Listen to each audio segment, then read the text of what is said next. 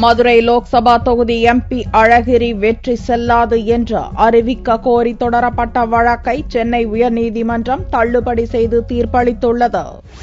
கடந்த 2009ஆம் ஆண்டு நடந்த லோக்சபா தேர்தலில் மதுரை தொகுதியில் அழகிரி வெற்றி பெற்றார். அழகிரி பணம் கொடுத்தும் அதிகார துஷ்பிரயோகம் செய்தும் தேர்தல் விதிகளை மீறியதாக குற்றம் சாட்டி அழகிரி வெற்றி பெற்றது செல்லாது என்று அறிவிக்க கோரி அவரை எதிர்த்து மார்க்சிஸ்ட் கம்யூனிஸ்ட் கட்சி சார்பில் போட்டியிட்ட மோகன் வழக்கு தொடர்ந்தார். இந்த வழக்கு சென்னை உயர்நீதிமன்றத்தில் நடந்து வந்தது. இந்நிலையில் மோகன் மரணமடைந்ததை அடுத்து இவ்வழக்கை மோகனின் மாற்று வேட்பாளர் லாசர் தொடர்ந்து நடத்தி வந்தார். இவ்வழக்கில் சென்னை உயர்நீதிமன்றத்தில் அழகிரி ஆஜராகி சாட்சியம் அளித்தார். இவ்வழக்கு விசாரணை முடிவடைந்ததை அடுத்து வெள்ளியன்று நீதிபதி தனபால் தீர்ப்பளித்தார். அழகிரி மீதான குற்றச்சாட்டுகளுக்கு போதிய முகாந்திரங்கள் இல்லை என்றும் குற்றச்சாட்டுகள் நிரூபிக்கப்படவில்லை என்றும் கூறி வழக்கை தள்ளுபடி செய்து நீதிபதி உத்தரவிட்டார்.